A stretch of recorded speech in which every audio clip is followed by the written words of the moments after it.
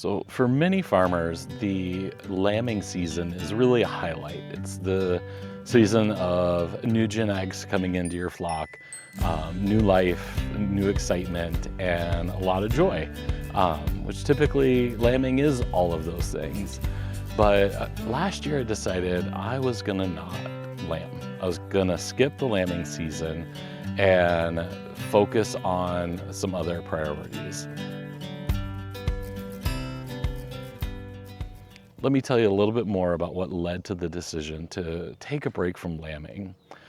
So in the fall of 2023, I put together my breeding groups, which is a regular practice when I'm getting ready to plan for lambing. So I'll sort out my groups of ewes into what rams I want to put with them. And there's a lot of decision making that goes into that. And I'll cover that at another time. But for the most part, I had, I think, 4 or 5 different groups that I put together. So after a few years of drought, we just didn't have enough forage in the pastures to keep the sheep on the pastures. And also it was a struggle with infrastructure and trying to keep the sheep on pasture while I was trying to break them into different breeding groups. So I moved them into the barn and I set up my breeding groups in there. And that was where the trouble started. And I didn't realize it then, but looking back, I realize it now. It was a time of just chaos. And when you put rams together in breeding season, sharing fence lines, they get just rammish and they bash the gates and they bash the feeders and it was just a lot of chaos and a lot of adjusting and pivoting and fixing fences. And sometimes I had a few that would jump. I had one ram that would jump, and so he would get in with another group. And so we wouldn't know if he bred any of those ewes in that group. And so all in all, that just started with a lot of chaos. And so from there, we moved into the winter season and worked on just really struggled with health of our flock. Really, our flock lost a lot of condition. And when I say condition, it's just basically, condition is the shape that the sheep are in. We want to base their condition, their nutrition based on their condition. And so if they're really under conditioned, it means they're really thin and they need to put on some weight and really kind of build more mass. And sometimes you have too much condition where they become overweight, and then that can create different issues as well. But mine were really underweight, and I kind of chalked that up to struggling with some mineral issues, struggling with just the quality of forage through a couple years of drought, and being able to, the hay that we were getting was from around here, and it was also grown in a drought. And so I struggled all in all with nutrition. And so that winter I lost a few of my older ewes because they got under conditioned and they just weren't healthy, and they passed. And so that was just a huge struggle. It's a huge struggle on the farm, is the loss of any animal. And then lambing came, and it was hard from the start, and it never got easy. I really struggled with ewes really accepting their lambs. I wonder if they were kind of rejecting or they were in survival mode, and so they were focused on getting their nutrition and not necessarily sharing that nutrition with their lambs. And so just really struggled with moms accepting lambs, struggled with smaller lambs, and so really lost a lot of lambs in the lambing process, or a few days after or a month after they had lambed. And that was hard. That really took a toll on me. It was stressful on me. It was stressful on the sheep. It was stressful on my family. We just really struggled. We had a hard time that year. And so then we moved into the growing season. So everybody moved on to grass. We started to get some rain. Things started to look a little bit better. But then we moved into weaning, and by the end of the season, by that fall, I think we'd lost about 75% of our lamb crop that year. And that really sucks. It was just really hard to look back and realize just there were so many things that built up and made that really difficult, and that was really hard to really work through. So with me stressed, the family stressed, the sheep stressed, I decided something had to change and something wasn't working. And so I decided to make the bold decision to take a year off of lambing. I talked with a few of my mentors and friends and just tried to work through, like, what does that look like? What do I need to do? Where am I with all this? And what makes sense? Because I didn't want to throw in the towel. I didn't want to say, okay, that's enough. This is too much. I wanted to step back and see, what can I pivot? What can I work through to make this better? And then that all came down to lambing. And so I decided to take the year off of lambing.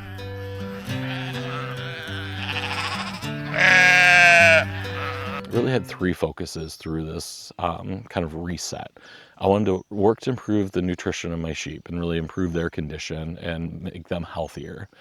I wanted to make things less stressful on me, on them, on the family, and really build some infrastructure, put some different pieces in place that would help make things a little easier, streamline a few things, and put in some processes that would help kind of work through some of the issues that I was facing. And in the farming world, skipping a birthing season can be a really big deal, and it's really looked down upon.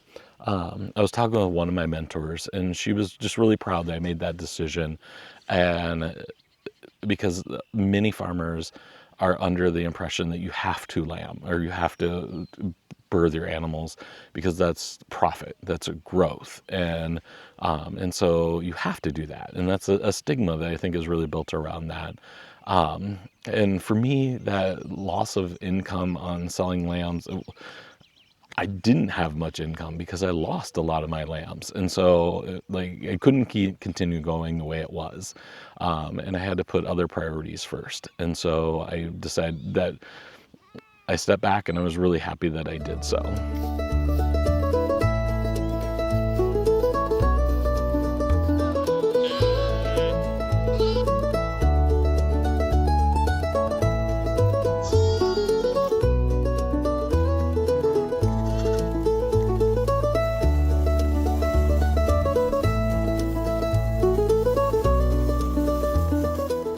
So the first thing I did was really focused on improving nutrition, adding some supplements into the sheep's rations, really focusing on finding good quality hay, and focus on my feeding system. If you go back to one of my Vlogmases, I talk about my feed bunks and kind of the progression of how I got to the feeding system I'm at. And the system that I'm at is one that allows more feed bunk per animal. And so with that, what it does is it allows them less competition when they're trying to feed. And so I think that helped because they were able to get access to the forage more readily.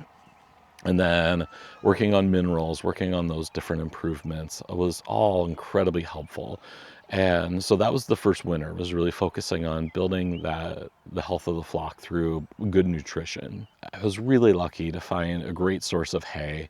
I had started out looking for large square bales, because in the haying system that I wanted to kind of work towards, I felt like the large square bales would be an easier option, a less stressful option, to be able to feed. Because currently, or at that time, I had readily access to round bales, and so I was forking off the hay from those round bales into feeders. And so this new system, I am able to break off those slabs and just lay them down in front of the feed bunk. And so it created a lot less stress. And also, when I have someone filling in on chores when I'm gone, I want to try to make that as easy as possible. And so I was hoping that move would help that. And so finding that source of hay was a huge undertaking and a huge relief, because the large squares, they're easier to handle. I'm able to store them inside. So that was some more logistics that I had to figure out. And they're just, because of all of those things, it's just the hay is better and it stays better and it's more nutritious. Then came the grazing season. So it's always exciting when we get to move to grass. The animals are excited. I'm excited. It changes chores, changes the pace, gets me moving around the farm a lot more. In the winter, it feels like I'm kind of stuck in the farmyard. Like the barn is the main place that chores are happening. And so I was really fortunate to get some cost share money from Practical Farms of Iowa. They had a grazing cost share program. Those helped me afford some more temporary fencing. So I was able to get some better quality electric netting. They have a new style that is a little more durable and really fit my system a little bit better, but also gave me the opportunity to be able to set multiple paddocks up at a time. And so with that, that was one of the kind of the challenges, was trying to keep the paddocks like moving. And because if I didn't have time to set up a paddock, then the sheep might have stayed on a section a little bit longer than they should have, and that's where some of the worm pressure of the parasites and that really played in. So if I can keep them moving regularly, that helps a lot. And so having those paddocks, being able to plan them out and set them up ahead, really huge difference. And then the other piece with that was I was able to acquire some more water line, and so I was able to pipe water into some other areas that allowed me less moving around of hoses and less hauling of water, again, saving me time. So that was a huge piece of infrastructure that was really improved. And I was also able to now graze my cattle on the pasture where the sheep are here as well. And so that helped, because in the beginning of the growing season, the grass is growing really fast. And so to be able to, I can't move the sheep through fast enough to get them to graze it all down before it all seeds out and it becomes less nutritious. And so with the cattle, I'm able to move them through a cycle ahead. And that really helps break up some of those pest cycles, but also helps keep that grass height under control, so it keeps growing really lush, nutritious grass. And lastly, I was able to really focus on the barn and how I wanted to set up my pens so they were easier to move sheep around, to set up the lambing jugs so I was able to take them down and build them and put them up when as needed, as lambs were coming and sheep needed to move in, because I'll usually put them in for 2 or 3 days in a lambing jug just to make sure everybody's doing well and they're bonded, and before I move them to a transition pen. And so really building up that infrastructure to be able to do that was really important. So all in all of those changes were hugely helpful in making this year a successful lambing season.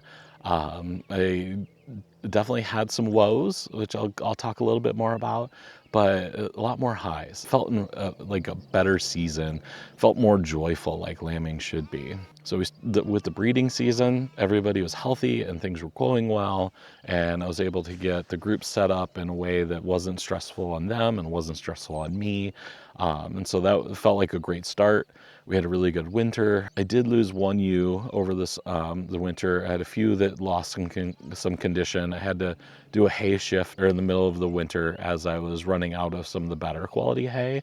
And so I think at that time I lost sight of a few of the ewes, and so ended up having to move some of them off and adding some supplement in and helping build their nutrition up. But so losing one wasn't as bad as the many I had lost the season before. The mamas were doing great. They were loving their lambs. I had one little Romadale CVMU that mom she accepted but wouldn't let nurse. And I'm not sure, I think there's some other things going on there. But I've been bottling that baby and she's been doing really great. And so really happy with that outcome. So only bottling 1 out of 40 lambs, that was a pretty huge feat to come to. And so I was really happy to see those results. But there was also some other struggles. I had 2 ewes that aborted. And so I'm not sure what happened there, but so in the end, I only lost those four, those two sets of twins that were stillborns. And so that again felt like a huge improvement over where I had come from. One of the systems I was able to put in place was how to process my lambs and really put together the identification for each of them, the record keeping, vaccinations, all of those things. Found a way to streamline and really build that into the system of the process through lambing, and so that felt really good. I found a great tool pouch that was able to use to keep some of the tools in that I'm using for docking tails, or I microchip my lambs. Really challenging to keep ear tags in Shetland lambs because their ears are so small, and so I use a pet chipping system, and so I'm able to link that to my record keeping, and so to really put that into place to capture pictures for identification, to be able to keep those with their records. All of that was just really streamlined much better than it had been in the past. When lambing season came, I was waiting and waiting and waiting, and the date for lambing to start had come, and then a week had passed. I'm like, what is going on? Why are they not starting? And I realized two things. I realized, one, my calculation was wrong, and I had the formula in my record keeping system wrong, and so the gestation date was incorrect, and so I had them lambing about 10 days earlier than they should have been. And then I also realized a little bit later that I forgot to flush them. And so flushing is when you kind of have a buildup of nutrition. So supplementing like some extra protein and energy right before the rams go in. And so what that does is they call it flushing, and so it helps get all the ewes cycling, and so that usually helps kind of get everybody on the same page. And so then when lambing comes, you start with a large group ready to lamb at the same time. And so I forgot to do that, and so that kind of played into it as well, but it all worked out in the end. So all in all, I was able to have more patience and grace with the sheep, with my family. Was able to have less stress, and now I've built these systems, and I've put the processes in place and the infrastructure in place to really continue to build upon this and continue to tweak and work on the things that continue to make it better. And so having 40 lambs bouncing around and really enjoying life on the farm just really fills me with joy, and really is the one of the highlights of seeing all this new life coming to the farm, and then making those decisions on who gets to go where, and who are we going to sell, who are we going to keep, and who is great genetics that we want to pass on, and those sorts of things. So it all really plays into it really excitingly. So now the next steps are we'll continue to graze until it's weaning time, and then we'll separate moms and babies, and then it's time to start to evaluate the lambs and decide